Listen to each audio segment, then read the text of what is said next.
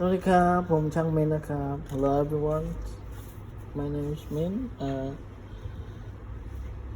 This is a review of customer case number 950.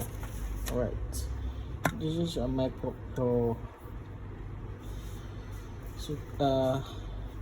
13-inch 2017, a model A1708. So the customer sent us that he is unable to boot OS operating systems because of that SSD.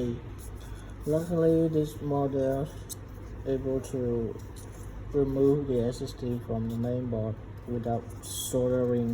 So we replace a new one for customer and install the new operating systems, and voila, we good to go. Customer happy. So if you have same problem you're facing, your MacBook is dead and laying on your home or your house, so feel free to contact us at the Smitey. We can help you to fix it.